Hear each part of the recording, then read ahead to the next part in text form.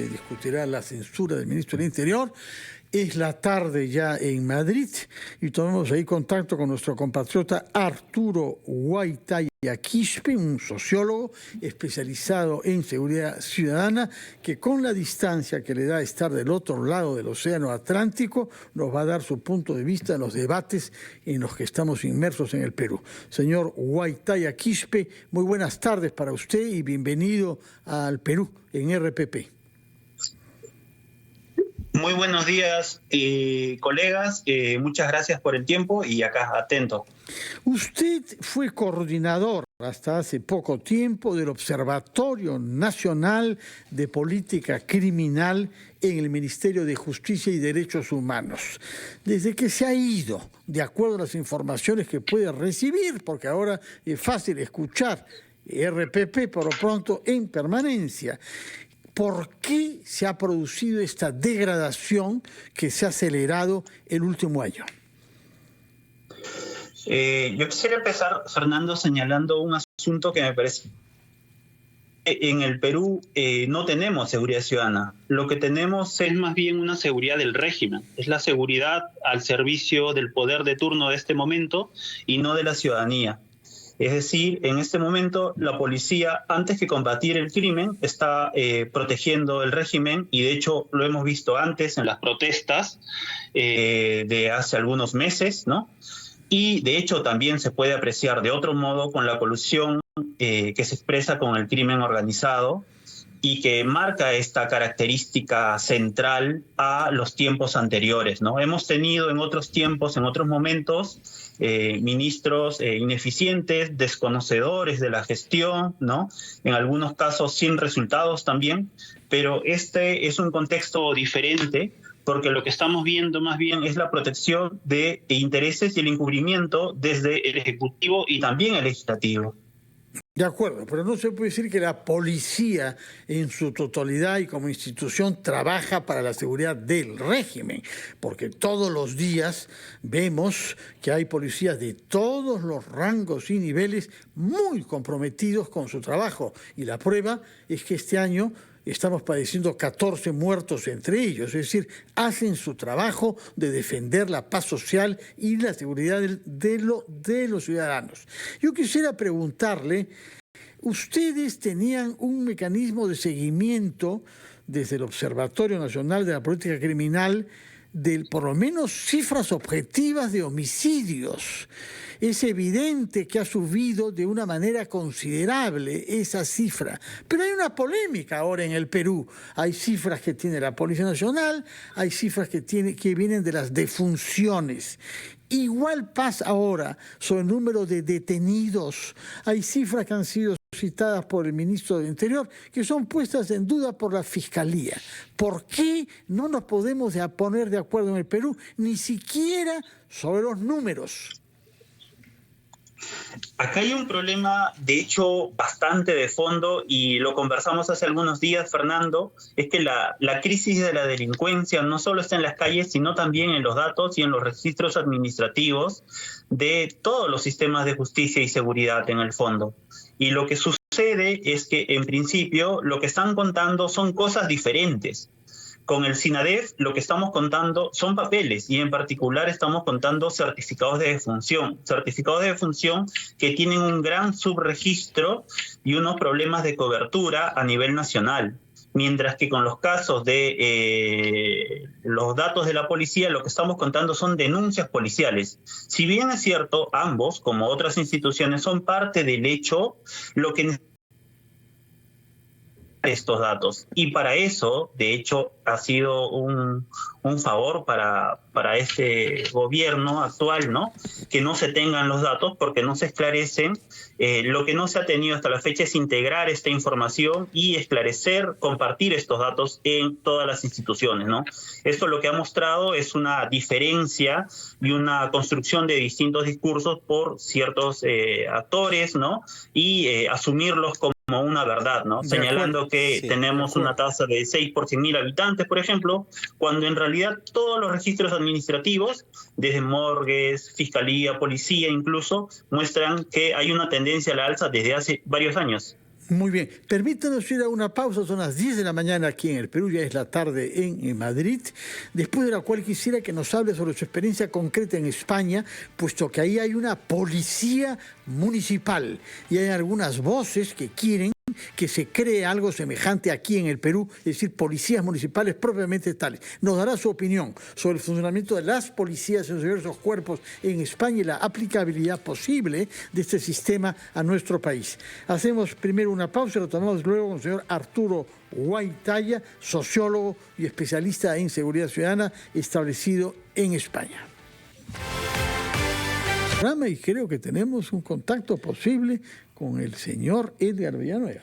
No, seguimos el diálogo con Arturo Guaitaya Quispe, sociólogo y especialista en seguridad ciudadana, quien se encuentra en estos momentos en España, ¿no? Realizando estudios, pero él es un experto, repito, en seguridad ciudadana. Le quería consultar, Arturo, ¿cómo está? Buenas tardes allá en Madrid. Le quería consultar, bueno, estamos a puertas de una sesión en la cual es muy posible que el ministro del Interior sea censurado.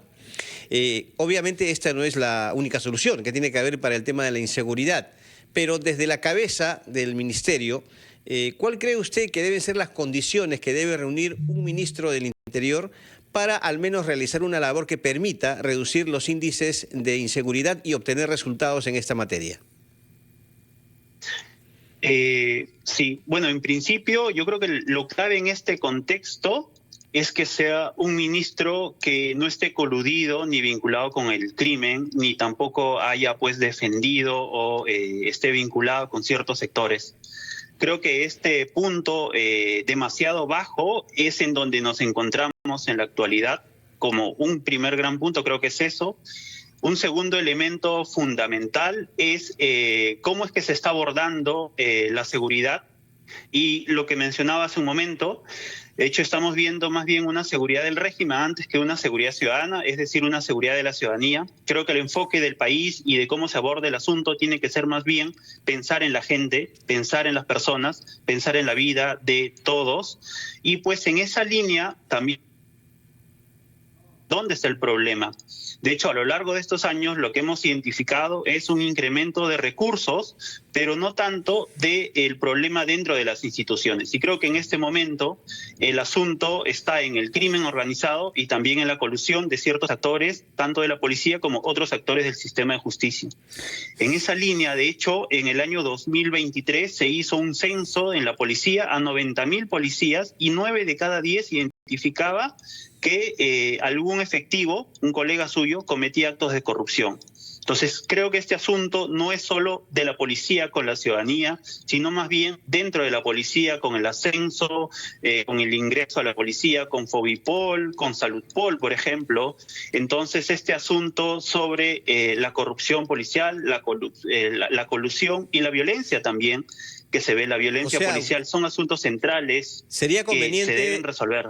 Arturo, ¿sería conveniente entonces una reorganización, reestructuración de la policía como también se ha planteado? Sí, y creo que acá el punto clave no está solo en la reorganización, en la modernización, sino más bien en la reforma de la institución.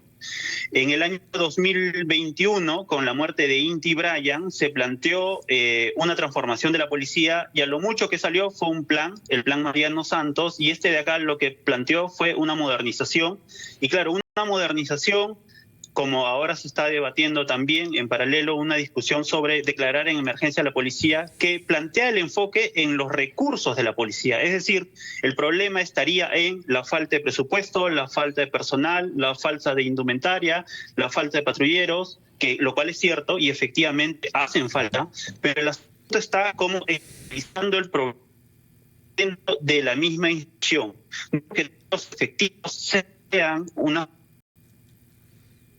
De hecho, este censo que les señalo señala que indica que hay el 30% de efectivos ha rechazado algún acto de corrupción. Entonces, lo que quiero decir es que hay una fuerza interna dentro de la institución que también rechaza esta posición vinculada a la corrupción en el país y en este caso a la institución.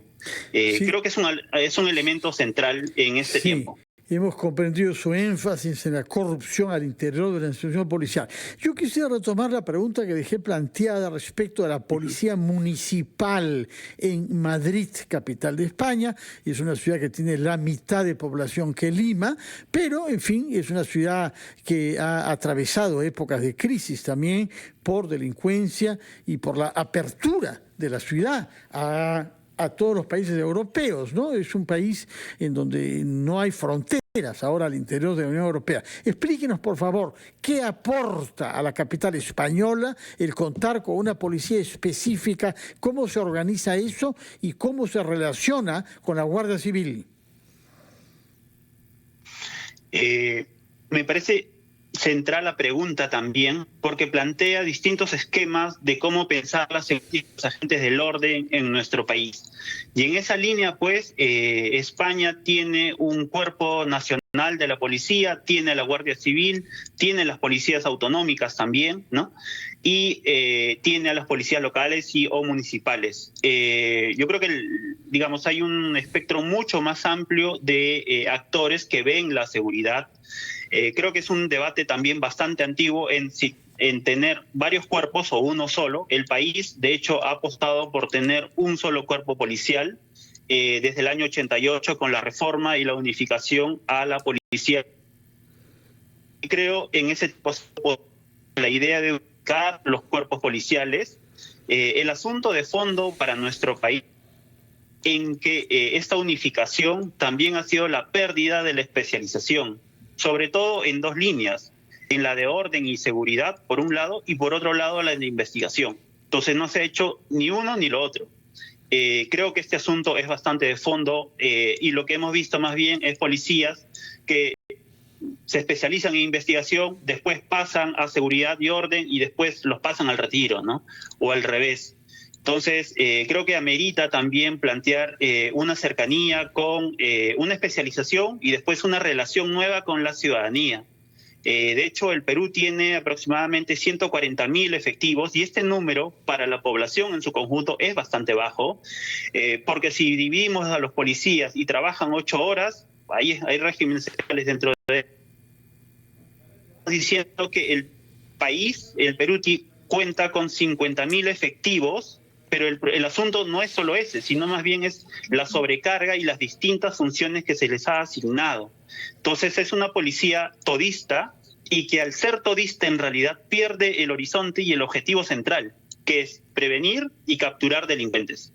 Creo que este asunto de recentrar las funciones policiales, incrementar el número de personal policial y en especial reconstruir la relación de la ciudadanía con la policía es fundamental.